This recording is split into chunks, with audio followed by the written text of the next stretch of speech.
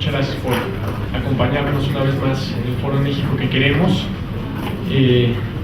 Fue en junio del año pasado cuando un grupo de jóvenes se reunieron para empezar esta labor en homenaje a nuestro maestro Javier Beristain. Tomaron su vida y legado como ejemplo para crear un espacio de reflexión rigurosa y tolerante en búsqueda de las propuestas que nos permitan construir un país del que nos sintamos cada vez más orgullosos. A casi un año de su inicio, el México que queremos ha cumplido con 27 mesas de análisis semanales en las que han participado casi 200 sobresalientes expositores del ámbito político, académico, empresarial y social. Más de 2,000 asistentes que han contribuido con sus ideas y con más de 200,000 pesos para la beca Javier Beristain. Les extendemos un agradecimiento a todas las personas que han sido parte de este esfuerzo para honrar y cultivar el amor por nuestro país que Javier nos enseñó. Para cerrar este primer ciclo, nos honra con su presencia el maestro Dionisio Pérez Jácome, quien es egresado de la licenciatura en Economía por el Instituto Tecnológico Autónomo de México ITAM, cuenta con una maestría en Dirección Internacional por el mismo instituto y una maestría en Políticas Públicas por la Escuela de Gobierno de la Universidad de Harvard. En su trayectoria profesional ha ocupado diversos cargos de alta responsabilidad, como presidente de la Comisión Reguladora de Energía, coordinador de asesores de la Oficina de la Presidencia de la República, subsecretario de egresos de la Secretaría de Hacienda y Crédito Público, y desde el día 7 de enero de 2011 fue nombrado por el presidente Felipe Calderón Hinojosa secretario de Comunicaciones y Transportes. El secretario nos compartirá su visión del México que queremos y concluimos con broche de oro este primer ciclo. Secretario, muchas gracias y es suya la palabra.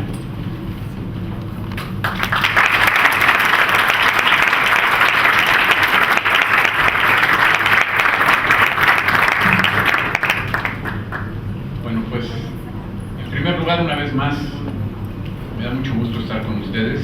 Muchas gracias por la invitación. Y bueno, no sabía que era la última plática dentro de este primer ciclo, pues me hace sentir más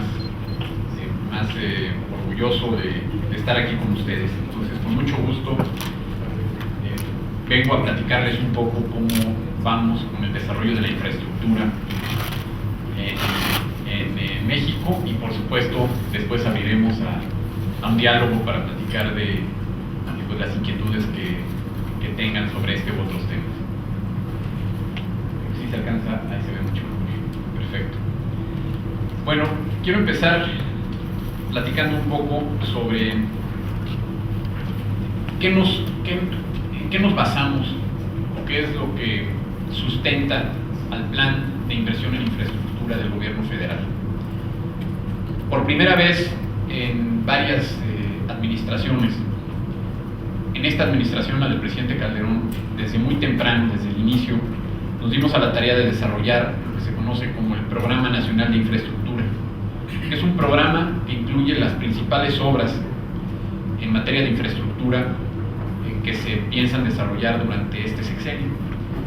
Para escoger las obras que entran en el Programa Nacional de Infraestructura, pues obviamente hay diferentes criterios de rentabilidad socioeconómica, impacto regional,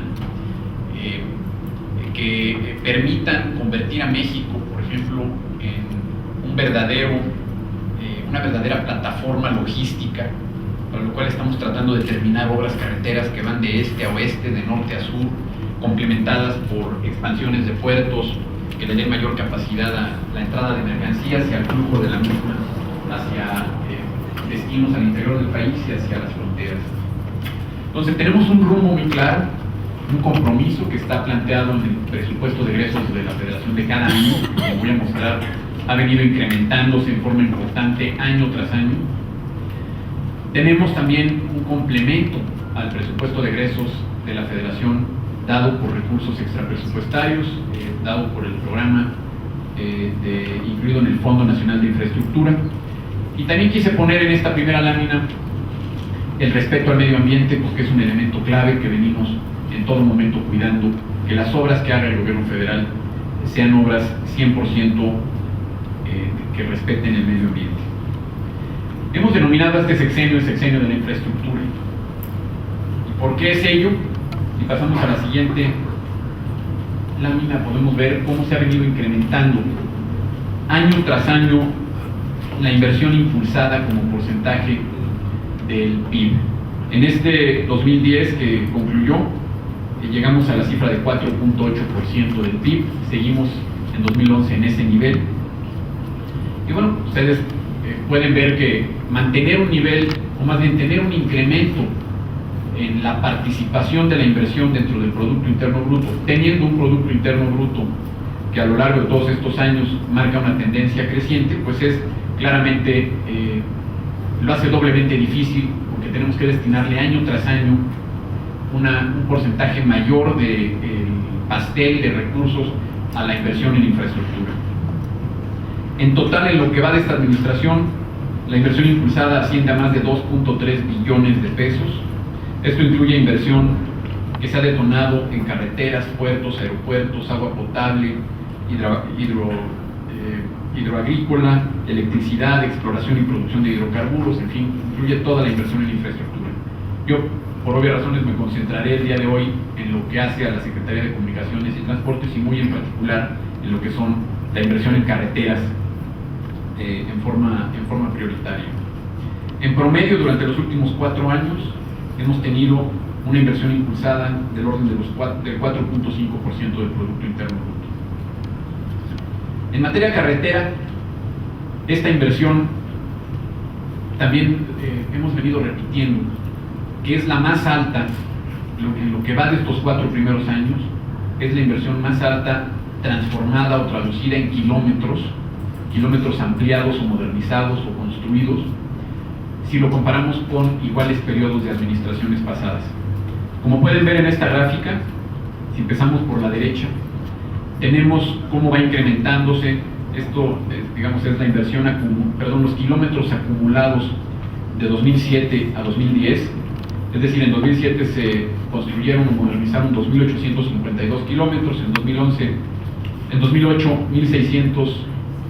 3.619, y el total nos da 6.471, y así seguimos con el delta y con el acumulado, para llegar al final del 4º año de esta administración, de este sexenio, a la cifra de 15.628 kilómetros.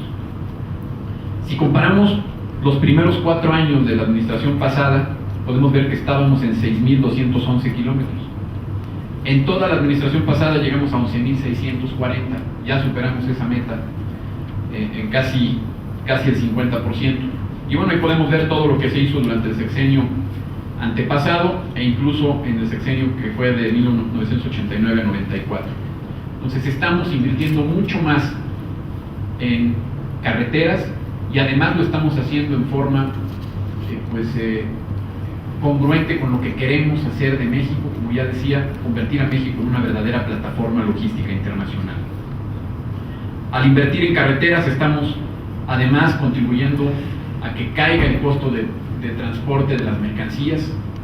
Estamos detonando diferentes ventajas logísticas, incrementando la seguridad. Tenemos carreteras que atraviesan sierras donde antes no entraba ni una brecha, y ahora al llevar la carretera estamos llevando progreso, estamos llevando clínicas, la posibilidad de que vayan los niños a las escuelas, la posibilidad de que los agricultores saquen la mercancía, sus productos perecederos, en menor tiempo para llevarlos al mercado. Estamos generando empleo,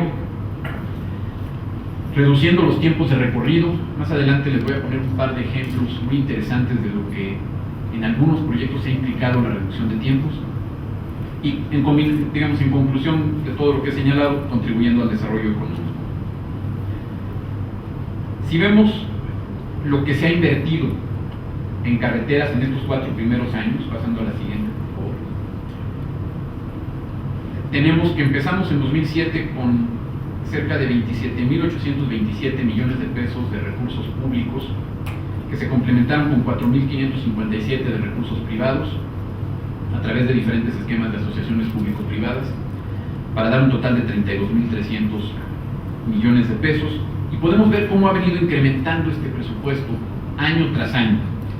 Para 2011, que no está incluido en esta lámina, tenemos tan solo de recursos presupuestarios, que es la parte en verde, 57.000 millones de pesos, más lo que se va, a esto habría que añadirle lo que se va a invertir en recursos privados, que también vamos a hablar un poquito de esto.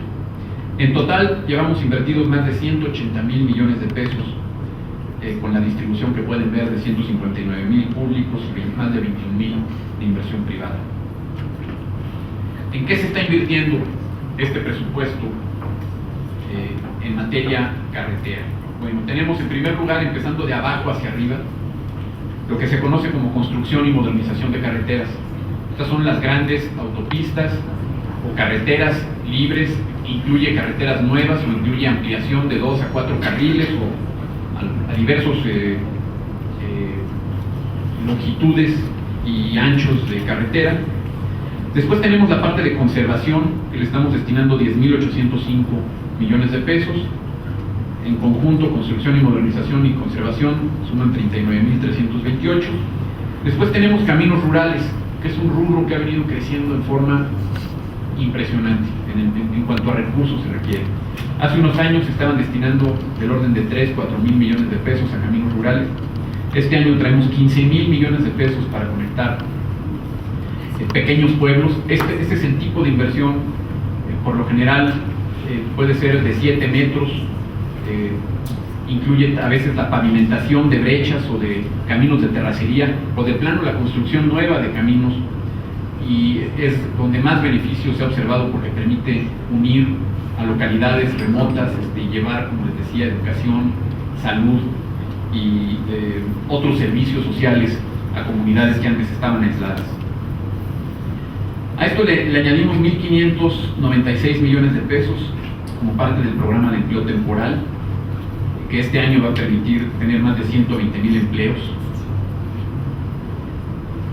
Tenemos el presupuesto que se utiliza para el pago de los proyectos de prestación de servicios. Tenemos 5 PPS en materia carretera, para ello tenemos 850 millones de pesos. Y finalmente, para diversos estudios en la Dirección de Servicios Técnicos, 280 millones de pesos, incluido una parte para elaboración de estudios y proyectos. No es todo, hay otra, digamos, la elaboración de estudios y proyectos es mucho más grande que esto, pero en esta dirección se tienen 280 millones para un total de 57,082 millones de pesos, que es en lo que estamos trabajando actualmente en la Secretaría de Comunicaciones y Transportes. ¿Cómo va el ejercicio de estos 57,000 millones? Bueno, tengo el corte al primer trimestre, que es lo que se reportó oficialmente a finales del mes, corresponde a finales del mes de marzo, se reportó a finales del mes de abril por parte de la Secretaría de Hacienda.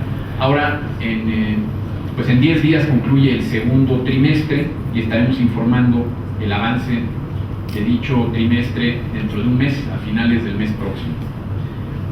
El primer trimestre pueden ver que llevábamos un ejercicio en materia, bueno, total de 54,8% del presupuesto asignado. Destacaría lo que aparece en el primer balazo, que es de los 57,000 millones de pesos autorizados para este año. Se tenía al primer trimestre ya contratado o en licitación este porcentaje de 54,8% del total autorizado. Al día de hoy, o más bien al día viernes de la semana pasada, dicho porcentaje está en 74% del presupuesto total autorizado. Esto es bastante bueno, dado que se distribuye el presupuesto a lo largo de todo el año. Estamos apenas en el 6º mes y ya tenemos un avance de cerca del 74% en lo contratado y licitado. Por supuesto, el reto está en ejercer el recurso y ejercerlo bien. Hemos venido haciendo un esfuerzo muy importante para ejercer el presupuesto, como se dice comúnmente, en tiempo y forma oportuna. Tenemos retos importantes con algunos proyectos que se aprueban de último minuto en el proceso de aprobación presupuestaria, que muchas veces no cuentan con el permiso ambiental o no cuentan con los derechos de vía, o simplemente es una idea que se pone que queda plasmada en el presupuesto de egresos de ir del pueblo A al pueblo B, y no hay nada, hay que hacer los estudios, ver por dónde va a pasar, y eso requiere un proceso de planeación muy importante. Y normalmente los retrasos que se tienen en cuanto a la ejecución del presupuesto tienen que ver porque no se cuenta con todos estos elementos, ¿no? El impacto ambiental puede llevar años a veces sustituir algunas especies o compensar los daños que se causan por este tipo de obras. Bueno, si pasamos a la siguiente lámina, es simplemente un mapa ejemplificativo con el tipo de obras. Son algunas de las obras que se tienen previstas en estos años. En cuanto a recursos presupuestarios, aquí pudimos haber llenado varias más para incluir la totalidad de las que se tienen en el Programa Nacional de Infraestructura. La lógica, como les decía, es tratar de conectar de este a oeste, de norte a sur. Entonces, todo lo que ven aquí, los pedacitos, son parte de ejes longitudinales o transversales o proyectos incluidos en el presupuesto de egresos. Tenemos varias licitaciones que están, varios proyectos que están por licitarse, como la Fresnillo Durango, la Ciudad Valles Tampico, la Villahermosa Escárcega, que muy pronto estaremos convocando a la licitación. Son obras que los contratistas, los constructores están a la expectativa. Y bueno, pues vamos a seguir avanzando a través de todos los centros de la Secretaría de Comunicaciones y Transportes. Algo que también quisiera compartir con ustedes es que no solo estamos construyendo más kilómetros, sino que por primera vez en varios años estamos dedicando una parte muy importante del presupuesto y una parte creciente del presupuesto a conservar bien los caminos y carreteras. Era muy común, pues todos ustedes cuando salen de vacaciones o de trabajo lo pueden ver, encontrarse con baches o con tramos en donde la carpeta asfáltica ha venido deteriorándose.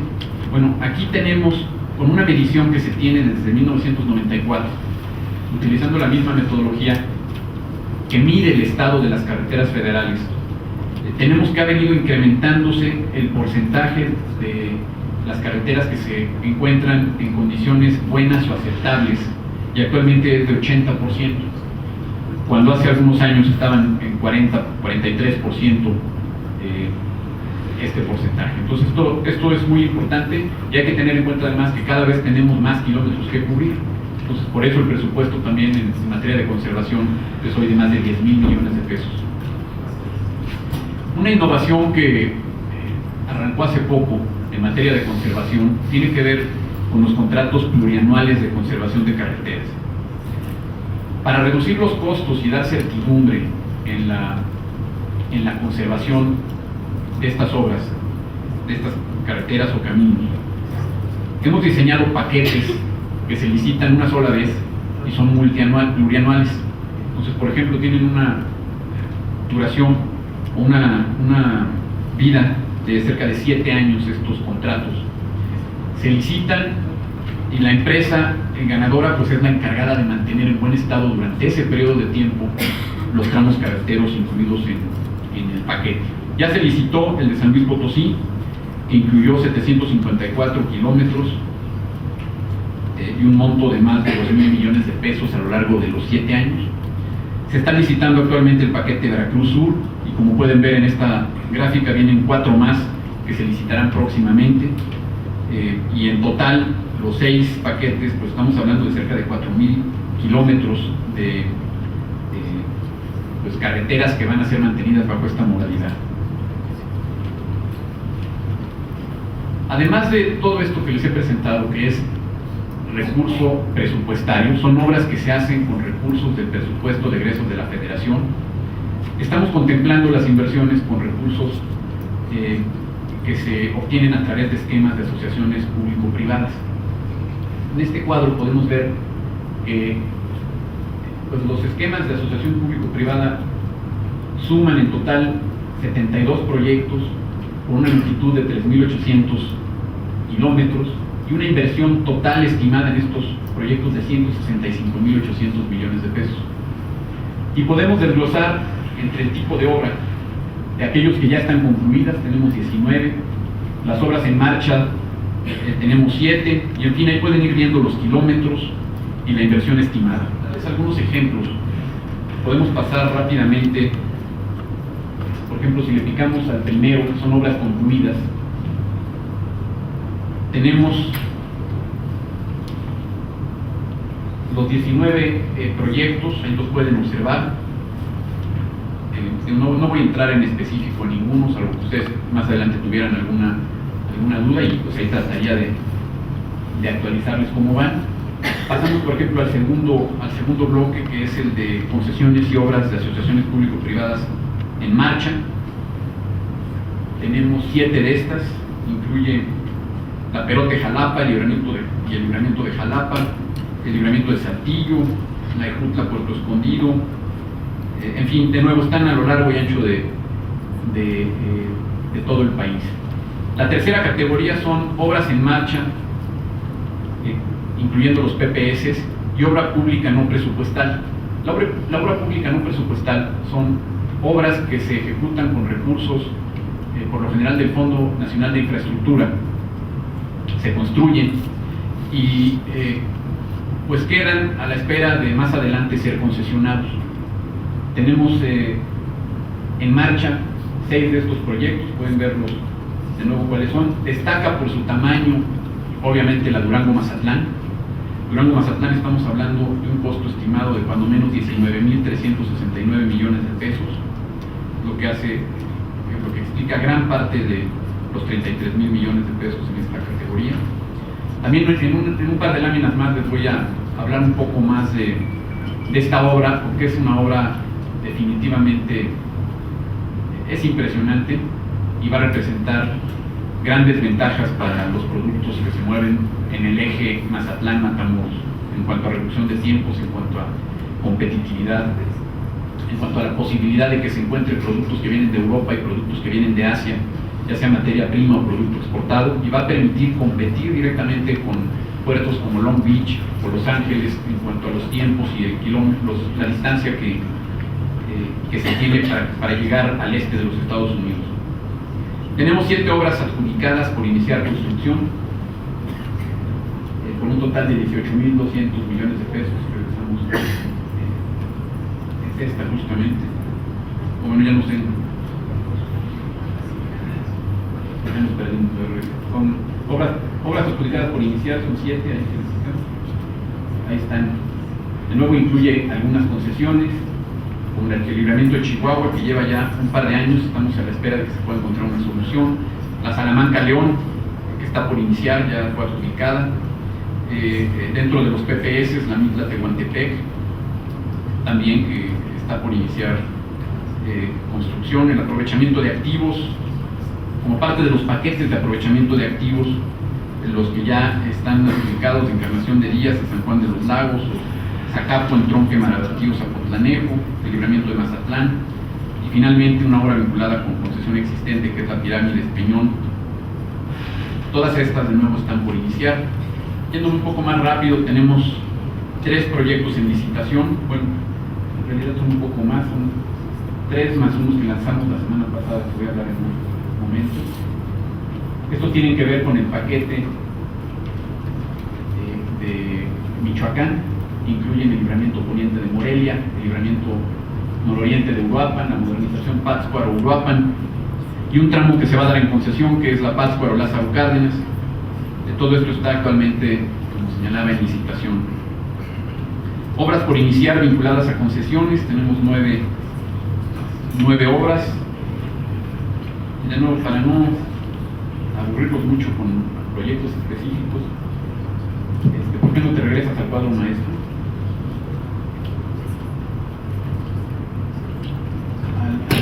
Regresa a donde está el resumen.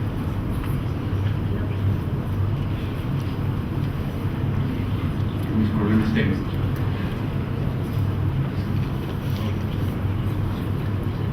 Y como fue, toda la información está ahí. Entonces, aquí tenemos lo dejaría simplemente el listado de nuevo. Son 72 obras que se encuentran en diferentes etapas, en todas las modalidades de asociaciones público-privadas, y que nos van a permitir tener 3.863 kilómetros. Vamos adelante. Bueno, algunos ejemplos de obras que, simplemente para ilustrar algunas de las ventajas. El Arco Norte, que va de San Martín Texmelucan a Tlacomulco. El Arco Norte de la Ciudad de México tiene 224 kilómetros, fue recientemente inaugurada la última parte por el presidente Felipe Calderón. Tiene un tráfico promedio diario de 15.000 vehículos y nos va a permitir este libramiento agilizar el tránsito, reducir las emisiones ambientales y mejorar mejorar el costo y eficiencia del transporte. Tan solo para darles una cifra, va a permitir que dejen de circular por la Ciudad de México anualmente 1 millón de vehículos.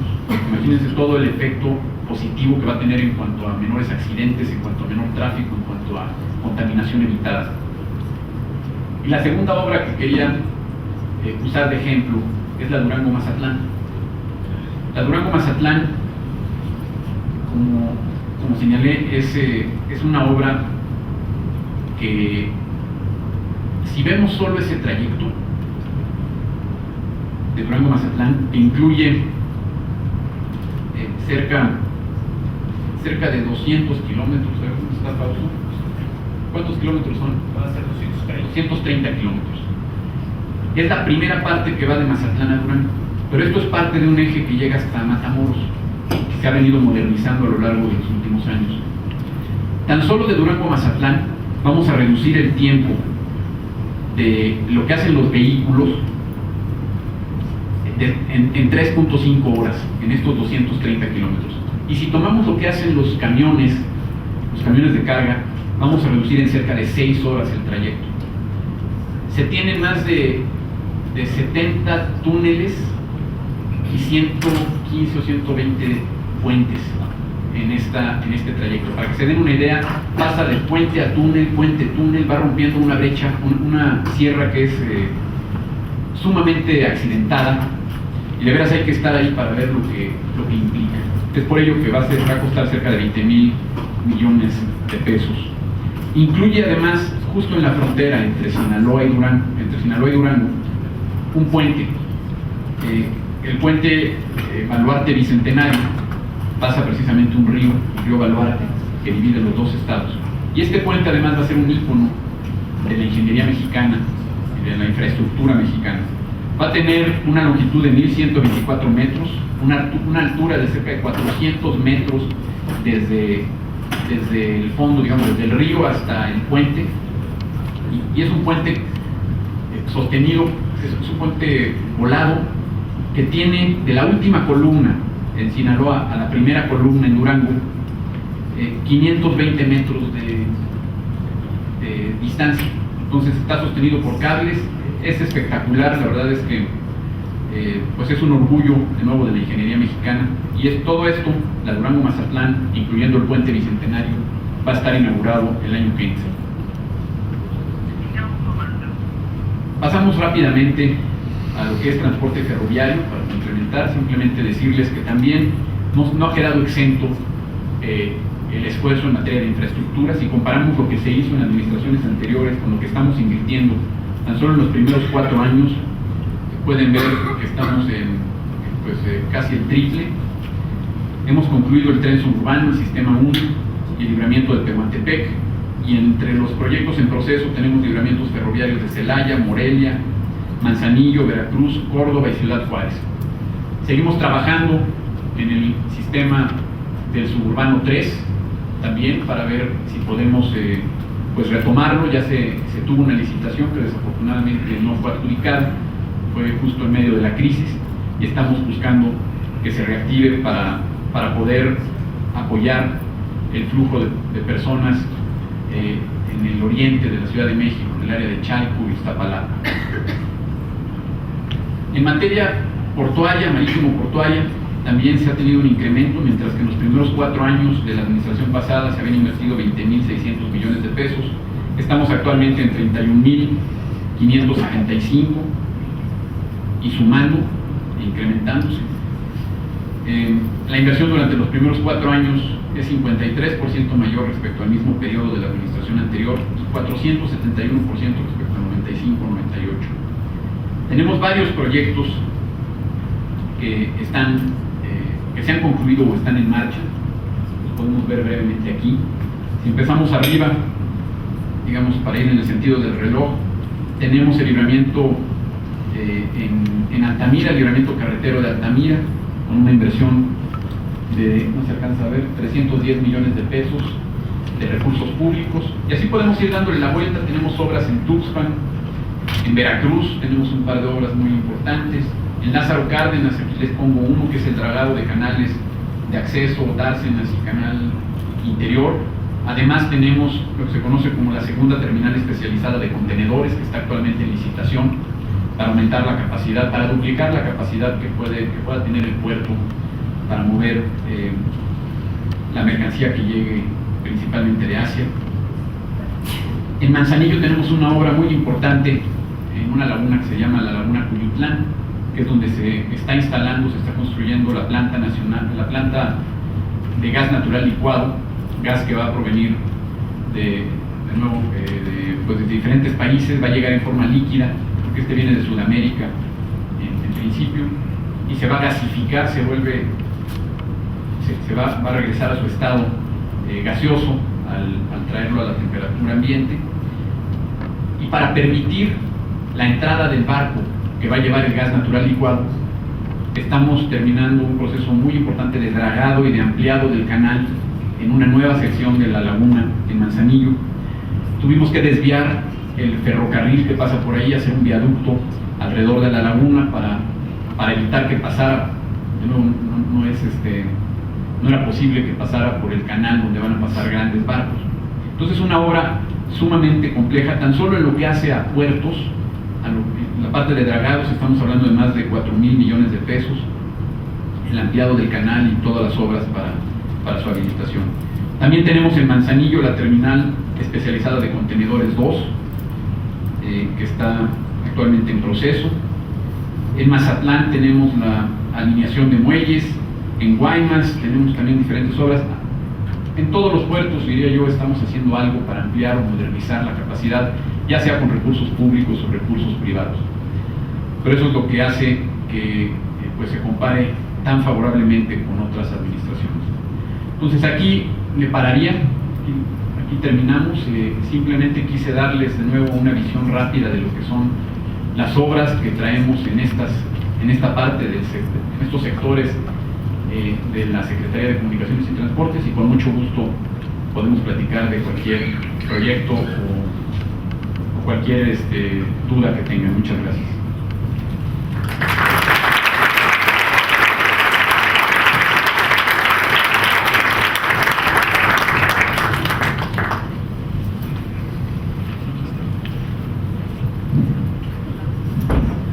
Vamos a proceder entonces con una dinámica. Van a ser 3 preguntas, rondas de 3 preguntas.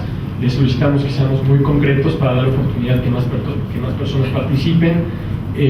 Ahorita hay 3 personas, si pudieran mostrar los micrófonos y alzar la mano a las personas que deseen hacer alguna pregunta. Perfecto, empezamos con la primera ronda, por favor. Aquí adelante. Sí, buenas noches, señor secretario. Mi nombre es Edgar Braja, soy estudiante de Economía en el ITAM. Y en una plática similar con un representante de GEA, Economistas y Asociados, se hablaba de cómo no hemos aprovechado la parte de logística en el país. ¿Por qué? Porque México está situado literal en el ombligo del mundo, nos decían, y cómo no competimos por falta de infraestructura en la parte logística de este a oeste en el cruce de productos del mundo. Nos platicaba en esa conferencia que cualquier puerto de Inglaterra, por ejemplo, era mucho más rápido en descargar y cargar que cualquier puerto mexicano. Nos decían, es que no es que sean mejores intérpretes, nos decía que los mexicanos, sino que tienen mejor infraestructura y nos falta toda esa parte. ¿Se ha pensado en eso y qué estamos haciendo en México para poder competir más y aprovechar ese lugar privilegiado? Gracias. Creo que había otra pregunta aquí.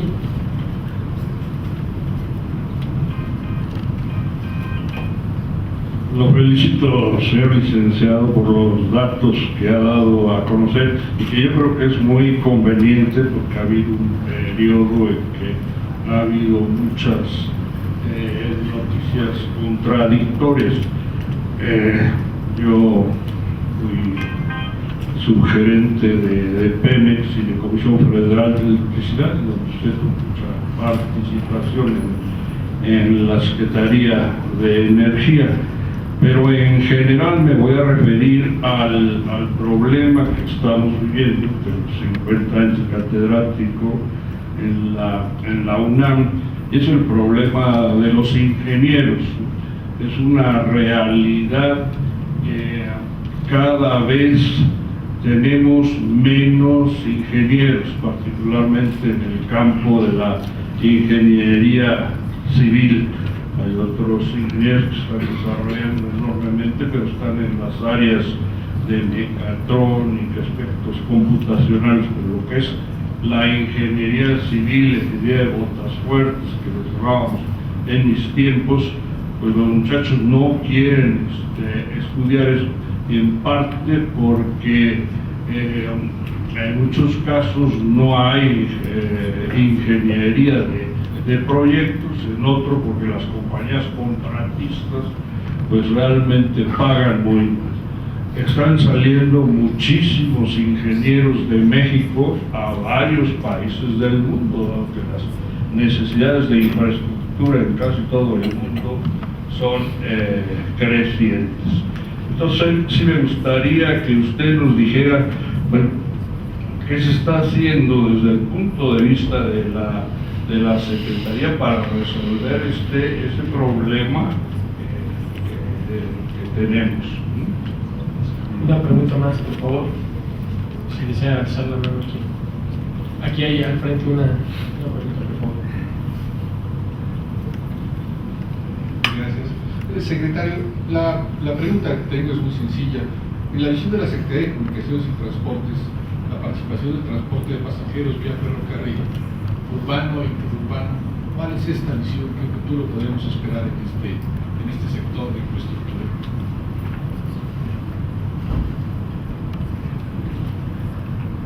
Bueno, a ver, empiezo con esta última y me voy en sentido contrario. Si vemos cómo ha evolucionado el flujo de pasajeros en ferrocarril, claramente vemos una tendencia decreciente de décadas, de hace 3 décadas para la fecha. De hecho, casi desapareció el flujo de pasajeros, digamos, ferrocarril de pasajeros hace cerca de 15 años. En esta administración, con la inversión en los suburbanos, el suburbano 1 estamos retomando una parte importante, y como señalé, tenemos planes para por lo menos licitar suburbano 3 también en esta administración. Obviamente no se terminaría en esta administración, un proyecto de estos toma por lo menos un par de años en su construcción. Y más allá de eso, digamos, ha habido algunas propuestas, acercamientos, proyectos muy preliminares para tener sistemas de transporte de pasajeros en otras rutas. Están actualmente en estudio, básicamente con ciudades vecinas. El problema del ferrocarril es que es una inversión muy elevada. Hemos venido invirtiendo muy fuerte en carreteras también, lo cual pues permite tener una disminución de tiempos y mayor seguridad en el transporte vía automóviles, pero y de nuevo, una inversión en ferrocarriles siempre requiere una subvención. No salen los números a la primera cuando se ve el análisis financiero, no son autosustentables sin el apoyo del gobierno federal. Entonces vamos a seguir en los suburbanos y dejaremos terminados diversos estudios, por lo menos preliminares, en cuanto a la posibilidad de conectar con otras ciudades vecinas. En cuanto a la pregunta de los ingenieros, coincido totalmente, es uno de los grandes retos que tiene el sector, la pérdida que se ha tenido de personal técnico especializado, de ingenieros civiles en principio, que permitan hacer los proyectos ejecutivos, que permitan supervisar las obras, y sin ellos pues no podemos, son cuellos de botella, no podemos terminar en forma efectiva las diferentes obras. Afortunadamente es un tema que se planteó por parte del Ejecutivo a la Cámara de Diputados de un par de años para atrás. El año pasado nos autorizaron, fuimos de las pocas secretarías que recibieron recursos para crear plazas. Como todos ustedes saben, estamos en medio de un programa de austeridad trianual en cuanto a reducción de plazas, reducción de gastos operativos, de gasto corriente en general, pero a la Secretaría de Comunicaciones se le permitió crear el equivalente a 500 plazas. Estamos en proceso de hacerlo. Es apenas pues diría yo, suficiente para reforzar algunas áreas, para permitir atraer a personal que gane un poquito más, porque estaban también muy mal pagadas algunas áreas. Entonces vamos a continuar buscando fortalecer las áreas técnicas y vamos a, en cada oportunidad que tengamos, pues ya invitar a los estudiantes, a los jóvenes que ingresen a carrera, pues a que consideren el entrar en carreras ingenieriles. Si vemos, por ejemplo, el número de graduados de ingenieros en países también en vías de desarrollo que compiten con nosotros, como la India o algunos otros países, es pues claramente una política han tenido un resultado muy positivo en formar cuadros de ingenieros y no queremos quedarnos atrás. Entonces vamos a seguir también tratando de compensar o de atraer a este personal. En cuanto a la primera pregunta, que tiene que ver con los puertos, déjame primero volver a decir que lo que estamos haciendo en esta administración en primera instancia es fortalecer la infraestructura, porque se tenían rezagos muy importantes en materia de las carreteras que conectan a los puertos o la capacidad misma de los puertos para desembarcar mercancía. Entonces estamos invirtiendo muy fuerte, como señalé en la lámina, en el fortalecimiento de puertos asociados a carreteras y que permitan tener un eje que lleve la mercancía. Eso no quiere decir que no debamos entrarle también al tema de pues cómo debe operar mejor el puerto.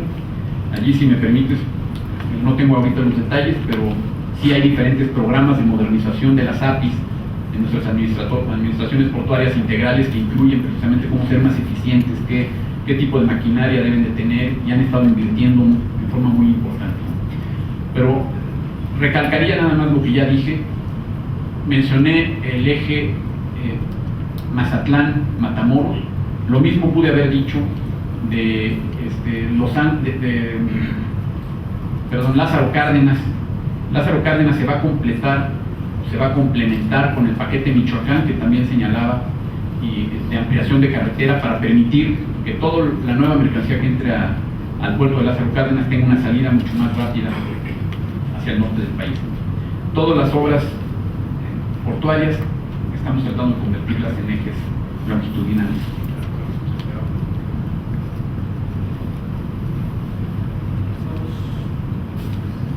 Tomamos 3 preguntas más, por favor. Muy buenas noches, secretario, encantado de estar aquí. Yo tengo 2 comentarios. Una es lo que caracteriza el área de telecomunicaciones, no sé si estemos de acuerdo, es la concentración. Entonces ahí sí me gustaría si tienes algún comentario amplio sobre cuál es la posición de la Secretaría al respecto. Entiendo que no todo depende de la Secretaría, ¿no? Pero bueno, si estamos de acuerdo, de qué manera se puede contribuir a una mayor desconcentración. Y también una cosa que por más que leí no acabé de entender, ¿por qué no se le dio televisión a teléfonos de luz? Es una rareza en el mundo, es normal que las digo, a lo mejor nos da mucho gusto porque es una sea más grande, pero ¿cuál fue? Y si nos pudiera explicar un poco, pues esa medida que sí nos llamó la atención a todos. Gracias. Yo nomás te he hecho una pregunta rápida. Si nos podrías decir, por favor, bajo este plan multianual que tienen, ¿existe algún estudio que se haya hecho o alguna planeación a más de 20 o 25 años de cómo se debería de ver la infraestructura de México en todos estos niveles que comentabas? Último. Buenas noches, Paola García, vicepresidenta de la Comisión de Empresarios Jóvenes de Coparmex. Mi pregunta viene muy en el sector en el que estoy involucrada, que es el empresariado. Nosotros vemos con malos ojos que desafortunadamente los costos en el transporte han venido subiendo, así como la inseguridad en el manejo de nuestras mercancías. ¿Qué se está haciendo en las carreteras para proteger la seguridad? Gracias.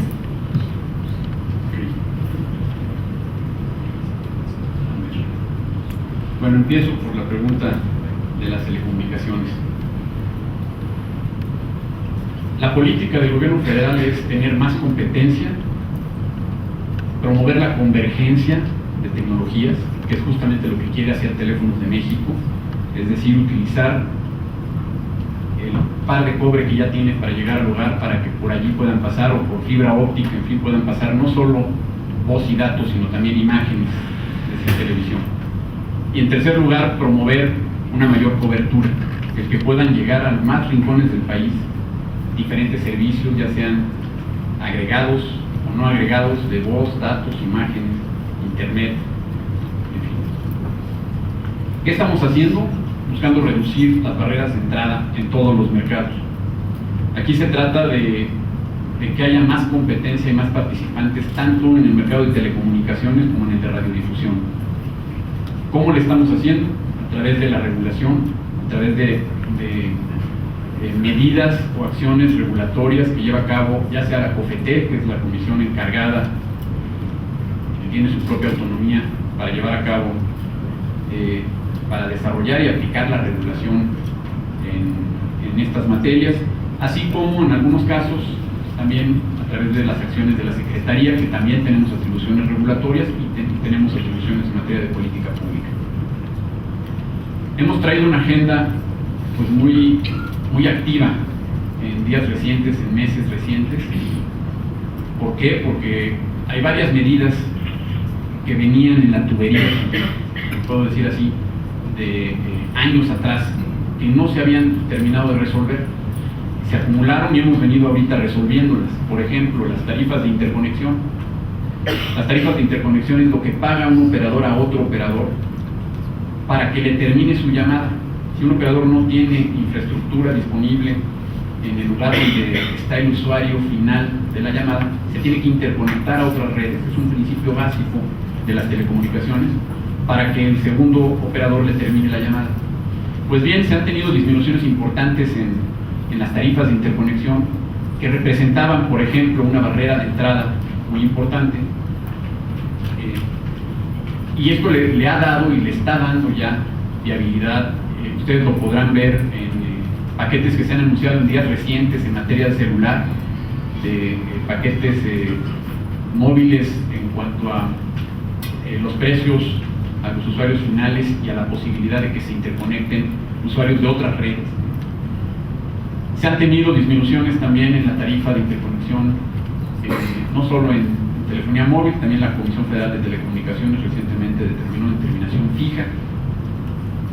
Se ha avanzado en mayor infraestructura que le permita a los entrantes tener opciones para llevar para transmitir, para llevar sus señales. Para ello se licitó el año pasado una red dorsal de CFE, de fibra óptica, de cerca de 20,000 kilómetros, que va a permitir pues, llevar a todos los estados de la República, a diferentes lugares, por una vía diferente a las existentes de los operadores o concesionarios actuales. Y hay una amplia gama, un programa muy ambicioso en materia de agenda regulatoria que lleva la COFETEL para seguir induciendo eficiencia en la prestación de los servicios. Déjame pasar al tema de Telmex, porque la convergencia efectivamente es un objetivo que todos queremos.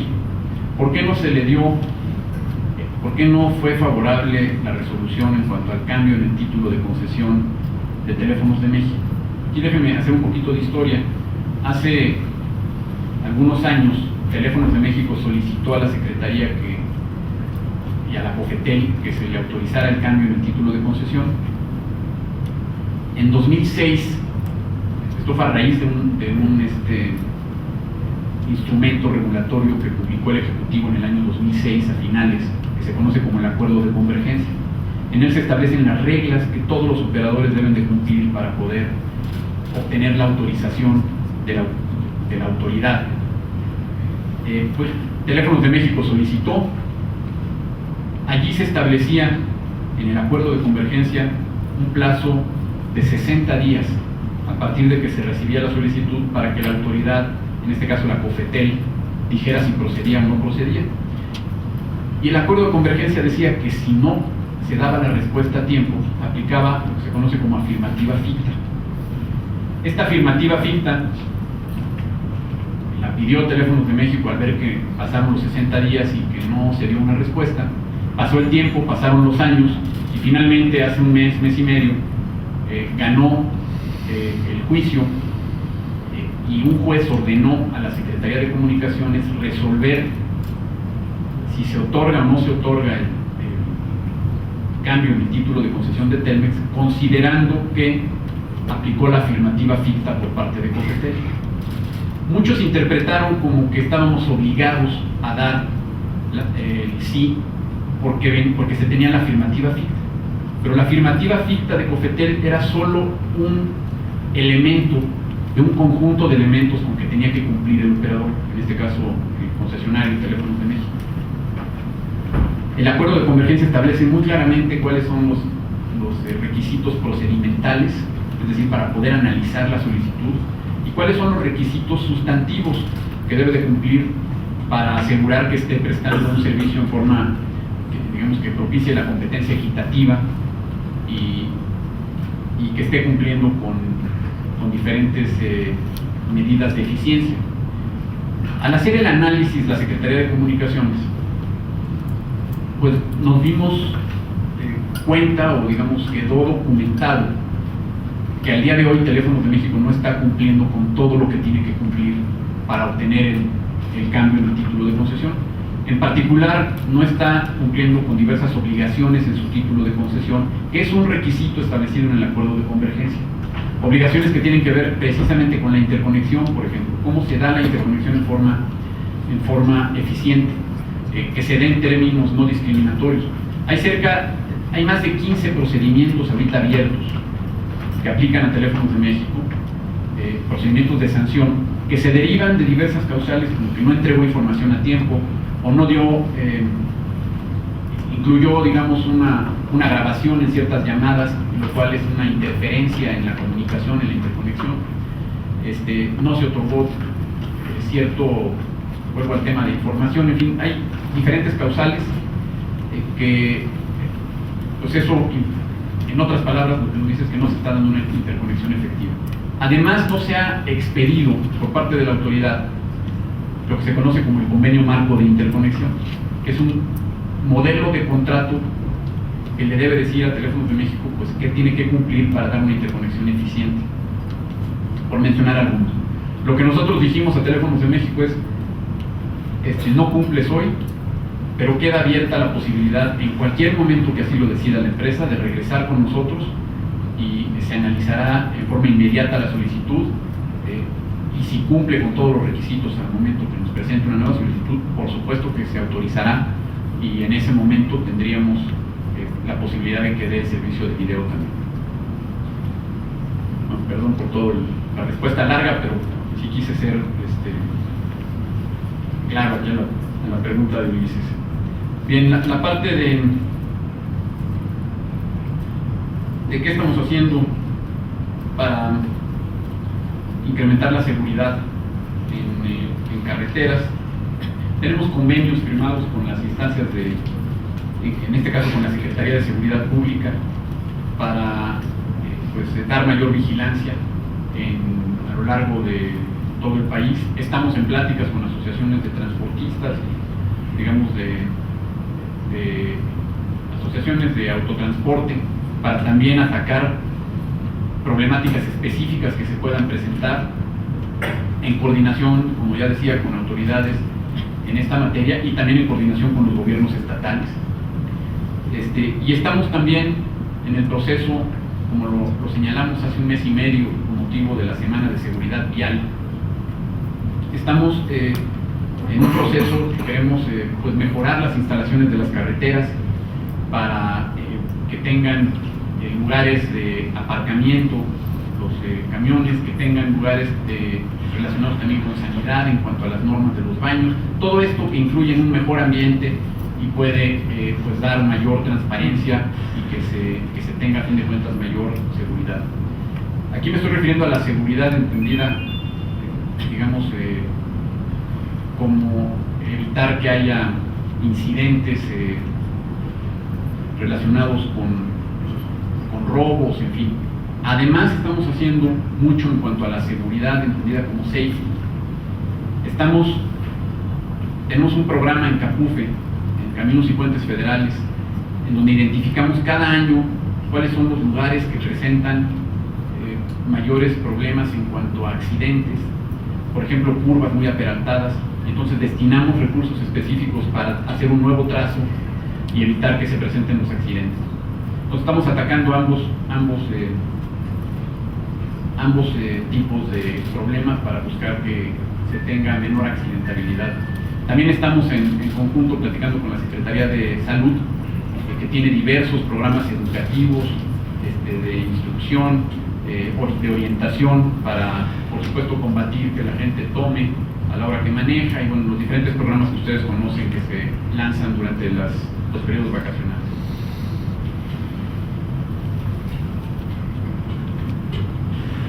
Vamos a tomar 3 preguntas más. Aquí ya hay la persona, por favor. Secretario, a mí me gustaría preguntarle sobre cuál es la política pública que va a desarrollar la Secretaría a su cargo en materia de infraestructura aeroportuaria, toda vez que se ha dicho que el aeropuerto de la Ciudad de México ha sido rebasado desde hace 10 años, estaría en un peligro de un colapso. Me gustaría saber si este sería un detonador con un polo de desarrollo, toda vez que se habla que sería de $10,000 millones la construcción de un aeropuerto alterno a la Ciudad de México. Bien, tenemos otra pregunta aquí adelante. Buenas noches, mi nombre es Daniel Tobilla, estoy egresado de la maestría en Derecho Administrativo del ITAM. Me dedico propiamente al tema de liberación de derecho de vía y noto que este es uno de los mayores problemas que tiene el desarrollo de la infraestructura actualmente, ya que la Corte ha dado una serie de parámetros para otorgar garantía de audiencia previa a los propietarios, ejidatarios, comuneros y demás titulares de derechos de propiedad. En estos últimos años hemos visto que por un lado la cuestión legal y por otro lado también como una política pública se ha evitado expropiar.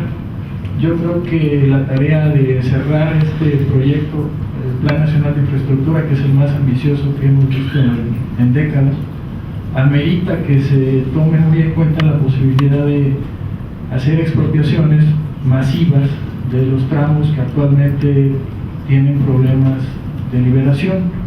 Y yo creo que hay una red de personas que trabajamos en este tema, que con gusto apoyaremos todas las gestiones que usted haga, la Secretaría, porque sinceramente muchas personas a veces que tienen derechos de propiedad abusan y crean un sobrecosto de las obras, porque se les tiene que acabar pagando recursos que el INDAVI, el Instituto Nacional de Administración de Bienes y Avalúo de Bienes Nacionales, a otro proyecto que a mi parecer es muy importante para el país, que vendría siendo el del puerto de carga multimodal en Punta Colonet, que en el momento en que lo plantearon justo antes de la crisis económica internacional, lo plantearon como uno de los 5 más grandes del mundo. Si no me equivoco, el tercero más grande, solo detrás de Singapur y Hong Kong. Esa sería mi pregunta, señor secretario. Gracias. Bueno, primero en materia aeroportuaria, ¿qué se está haciendo a nivel de cada aeropuerto que se tiene en el país? Cada uno tiene su plan maestro de desarrollo. En él se plantean cada 5 años cuáles son los objetivos para dar un servicio adecuado que cuente con la capacidad que le permita atender a toda la demanda, digamos, y todos consideran las inversiones que se requieren para poder brindar el servicio durante los 5 años. En particular en lo que hace a la zona del Valle de México, se están terminando estudios que van a permitir saber cuál es la demanda bajo las nuevas condiciones, dado que cambió el mercado a raíz de la crisis que se tuvo hace un par de años. Disminuyó en algún porcentaje el tráfico que se venía observando, y esto nos permitió tener una nueva, digamos, un horizonte en cuanto a la demanda que se espera en la Ciudad de México. Estamos actualizándolo, estamos viendo también qué rol pueden jugar los aeropuertos de la zona metropolitana, del Valle de México, llámese Toluca, Puebla, Cuernavaca, Querétaro, y en conjunto el estudio nos permitirá contar con los elementos para tomar la mejor decisión en cuanto al futuro del tráfico en la zona del Valle de México. En cuanto a los derechos de vía, es un gran problema. En efecto, coincido. Si vemos, yo diría que puede ser el principal problema en cuanto a la ejecución de obras de infraestructura infraestructura que les acabo de presentar, es la liberación de los derechos de vía. En muchos casos tenemos el 99% liberado y basta con ese 1% o menos para que no se pueda hacer realidad el proyecto, ¿no? Entonces sí, pues aquí lo que puedo decir es que estamos usando y vamos a usar todos los medios que estén a nuestro alcance, incluyendo por supuesto la expropiación, para lograr que se concluyan las obras prioritarias, las obras de infraestructura que les acabo de mostrar y que nos permitan hacer la realidad. Tiene que ver mucho también con una buena coordinación Estado-Federación, cosa que estamos propiciando con todos y cada uno de los estados, y por supuesto con una buena planeación. Vuelvo al tema de los proyectos que se aprueban año tras año. En varias ocasiones, en los últimos 2 o 3 días de un proceso presupuestario se aprueban diversos proyectos que no tienen ni siquiera un proyecto ejecutivo, pues mucho menos la liberación de los derechos de vía. Entonces estamos conscientes del problema y vamos a actuar con todo lo que esté, todos los medios que tengamos para buscar resolverlo. Finalmente, Punta Colonet, también parecido al tema de mi primera pregunta en este bloque, estamos elaborando, yo diría, próximos a tener estudios que nos permitan pues actualizar lo que es el proyecto Puerto Punta Colonet, que es un proyecto, debo decir, privado como se concibió originalmente. Estamos revisando cuál es la demanda, dada todas las ampliaciones que hemos tenido en el sur. Estamos viendo cuál es el interés que se tiene de diferentes participantes, cuál sería el cruce fronterizo para la parte del ferrocarril, que es muy importante ahí la cuestión del puerto con el ferrocarril y cómo y dónde se conecta, cómo y dónde cruza o cruzaría con el mercado, al mercado de los Estados Unidos. Entonces es un proyecto que está en proceso y que también al concluir los estudios que estamos realizando podremos tomar la decisión y por supuesto en su momento informar sobre qué se va a hacer con este proyecto. Buenas noches, señor secretario. Una pregunta muy rápida. Buenas noches a todos. Es respecto a las tarifas en este caso. Se habla de una carretera que está muy cercana aquí a la Ciudad de México, que se dice que es una de las carreteras más caras del mundo. Me refiero a la México-Toluca, Toluca-México, que resulta que de kilómetro por pesos o pesos por kilómetro es la más cara. ¿Qué nos puede decir a ese respecto y qué poder hacer para establecer criterios justos en materia de cuotas y derechos de vía, por un lado? Y por otro, le cedo la palabra aquí a mi amigo y compañero para que nos haga una pregunta también muy interesante. Gracias. Gracias, señor secretario. Buenas noches. Soy Guillermo Colín, editorialista de Milenio Monterrey y director de Agenda Política de México. Gracias por la oportunidad de contestar una pregunta. En el norte, señor secretario, relativo a la violencia que se está viviendo, hay ya carreteras donde el servicio de transporte público de pasajeros no se presta en determinadas rutas. Cuando hace algún tiempo se vivieron en otras latitudes situaciones de terrorismo, se pusieron incluso marshals en los aviones. Más allá de concertaciones y pláticas con las instancias de seguridad pública, ¿no sería posible instalar un programa emergente que por lo menos diera seguridad básica para estos pasajeros? Gracias. Vamos a aprovechar para tomar 2 preguntas más, si hubiera. ¿Hay uno aquí al frente? Hay 2 aquí al frente y nos comentan que por cuestión de tiempo esta será la última ronda, pero el secretario tiene interés en responder a todas las preguntas. Si ustedes no tienen inconveniente, pueden hacernos llegar todas las preguntas a conferencias@piso51 y si usted está de acuerdo, señor secretario, podemos hacerle llegar. Hay muchas inquietudes, todas estas inquietudes las transmitimos para poder darles respuesta, ¿no? Entonces tomamos 2 respuestas más, ¿qué les parece? Señor secretario, buenas noches. Los baños públicos de las carreteras son terribles. ¿Qué nos puede decir de eso?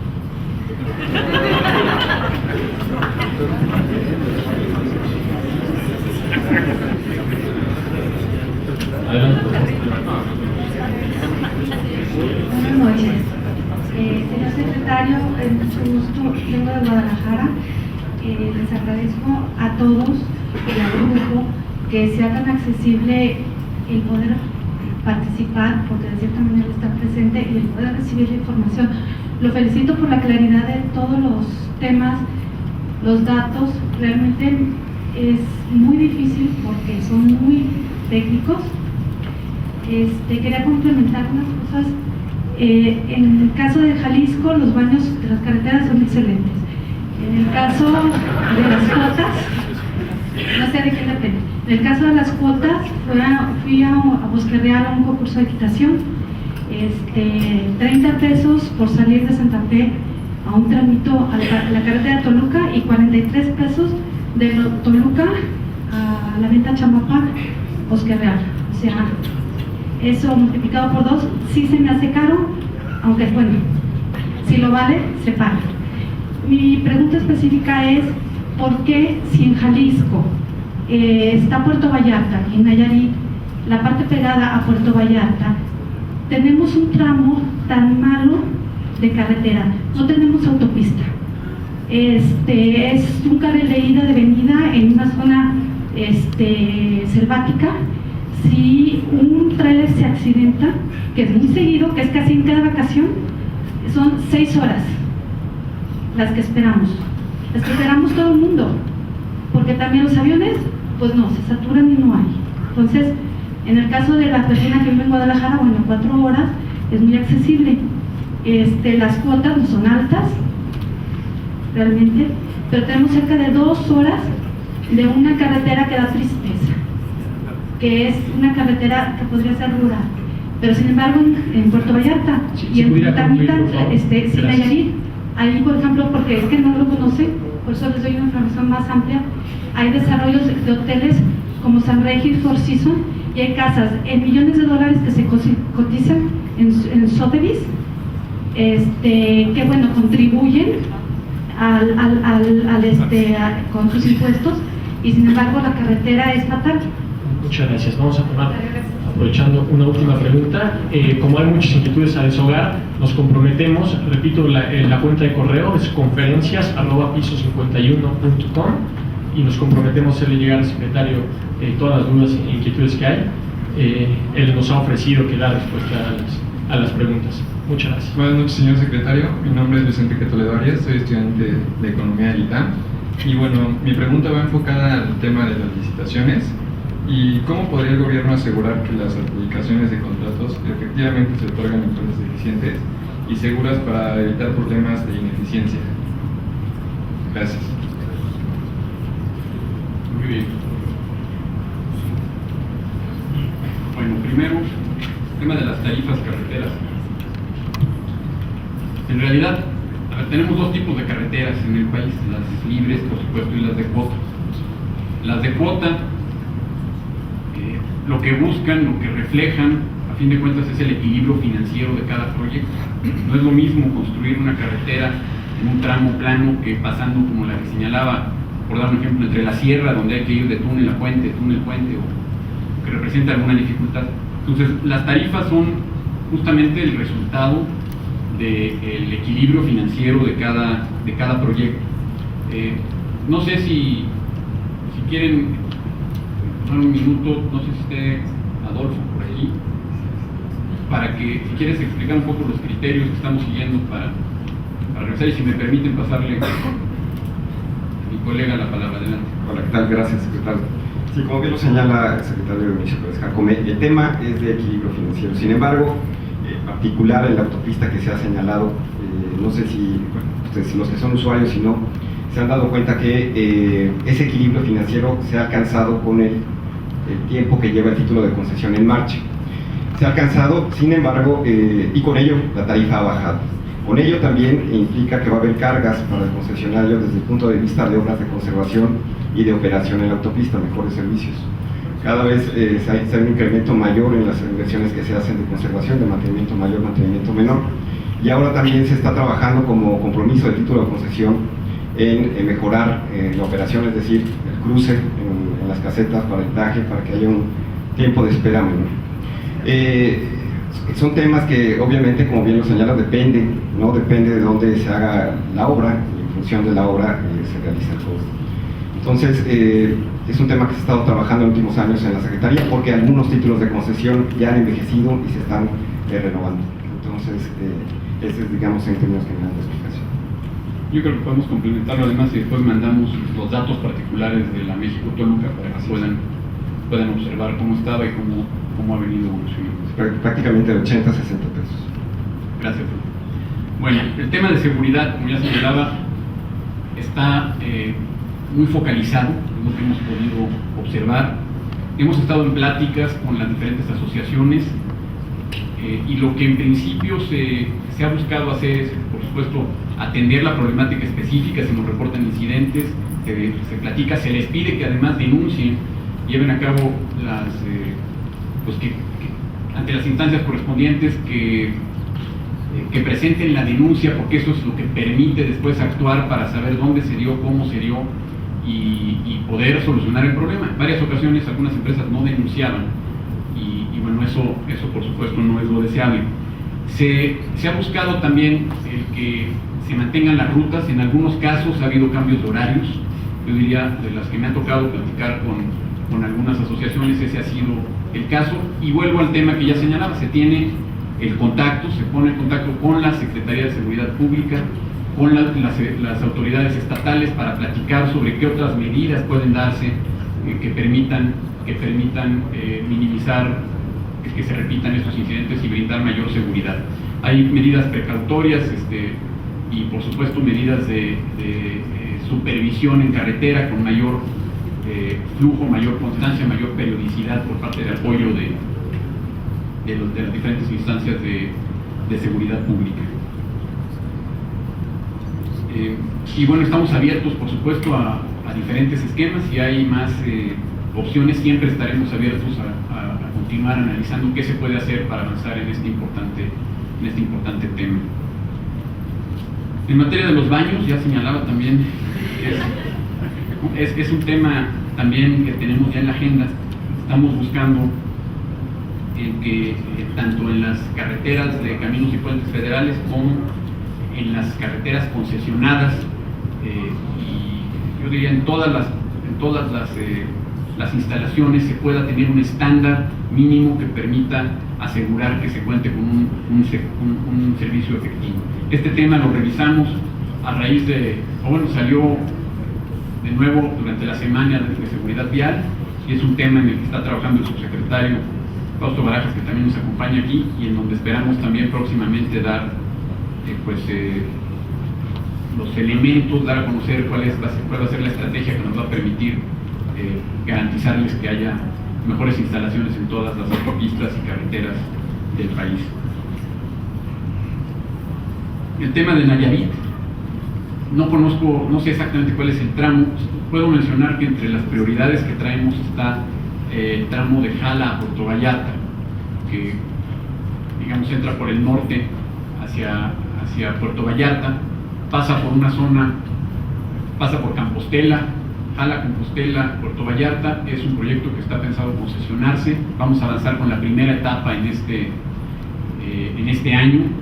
Tiene elementos importantes de derechos de vía, liberación de derechos de vía y más que nada obtención de la manifestación de impacto ambiental. Pasa por una zona que tiene especies endémicas y es importante pues obviamente asegurar que primero se cuente con la solución desde un punto de vista ambiental, pero es una prioridad y lo pueden ver entre los proyectos que les presentamos. Ya en específico, si hay algo más en otra carretera de Puerto Vallarta, también con mucho gusto puedo hacerles llegar la información de cuál es el estatus.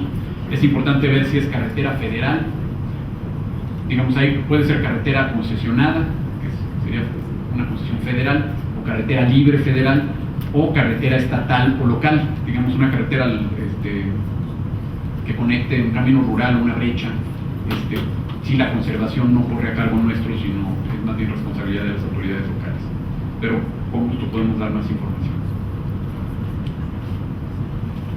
Bueno, ¿y qué podemos hacer para mejorar la adjudicación de contratos? Yo creo que la transparencia es fundamental aquí, el poder en todo momento aclarar pues cómo se da también el sistema de asignación bajo la nueva ley de obra pública, en donde se combinan diferentes capacidades o se toman en cuenta diferentes elementos de cada concursante. No basta con ser el más barato, hay que demostrar la capacidad, hay que demostrar la coherencia, hay que demostrar que se va a concluir efectivamente la obra. Lo que nos pasaba en varias ocasiones es que en otros años un proyecto que difería, digamos, se salía de las ofertas que presentaba la mayoría, estaba mucho más barato, bueno, a final de cuentas terminaba empantanándose o no podía concluirse, pues porque no era viable simplemente. Entonces aquí hay que evaluar proyecto por proyecto, componente por componente, y la clave está en conducir el proceso con apoyo de mecanismos de transparencia, testigos sociales, en fin, publicarlo en internet, y eso es lo que siempre estaremos tratando de mejorar y tratando de hacer para que se tenga la certidumbre de que estamos haciéndolo de la forma más eficiente. Bueno, pues les agradezco mucho. Como ya se dijo, estaremos enviando las respuestas. Si nos hacen llegar el resto de las preguntas, con mucho gusto estaremos dando atención a cada una de ellas. Muchas gracias, señor secretario.